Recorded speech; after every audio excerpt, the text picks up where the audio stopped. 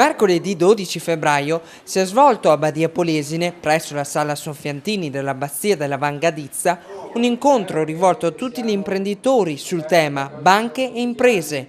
Un cammino comune nel contesto economico attuale e nelle sfide future. Organizzato dai Lions Club di Badia Polesine e di Rovigo, con il patrocinio del comune di Badia Polesine.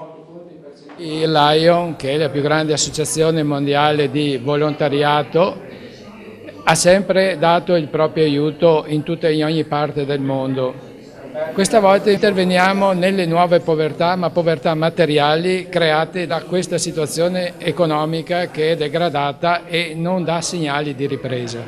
I destini di banche e imprese sono chiaramente destini comuni perché il rapporto è fiduciario e reciproco, quindi è un legame che può legare l'economia a crescere se è giocato bene. Le considerazioni sulla situazione economica attuale sono state fatte dalla vicepresidente di Un'Industria Rovigo, Francesca Libanori.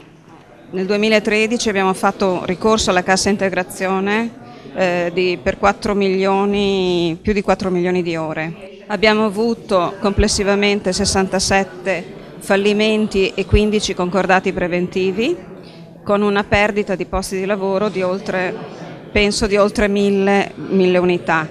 Si sta parlando molto di questo sistema bad bank, in sostanza le banche si devono spogliare di quegli asset che sono penalizzanti per renderle liquide e quindi essere banche per il sistema impresa. Sicuramente insieme alle banche ci devono essere degli attori importanti nell'erogazione del credito, quali il fondo di garanzia che deve essere ampliato, i confidi che hanno un ruolo molto importante a sostegno delle imprese e il fondo di sviluppo.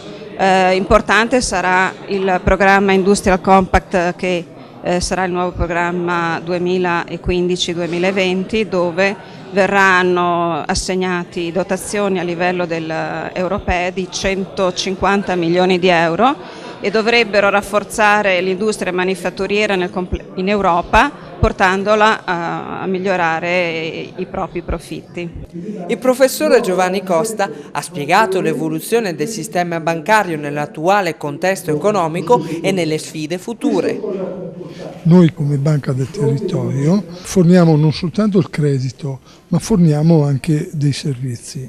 Allora, per l'internazionalizzazione, proprio a Padova, a disposizione di tutto il gruppo, c'è il polo per l'internazionalizzazione che aiuta, accompagna le aziende a trovare i clienti, a eventualmente trovare dei partner, a fare investimenti in quei paesi dove è necessario essere presenti per poter esportare.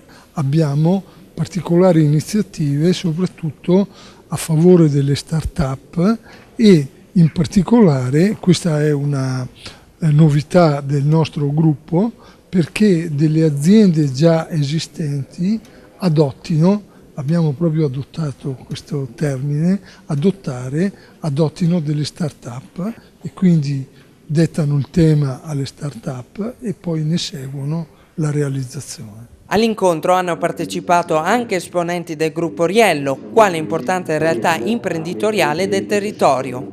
Dobbiamo investire nei cervelli, perché nella parte più ardua, cioè laboratorio eccetera, siamo molto autonomi, ma investire nei cervelli è una fatica molto lunga e che i risultati si vedono dopo anni, col pericolo anche di poi perderli. Questo è il problema più grosso. Quindi se noi non abbiamo dei supporti da un punto di vista legislativo, ma non solo noi come gruppo, ma in generale l'Italia, continuiamo a perdere risorse mentali che ricostruirle diventa difficilissimo.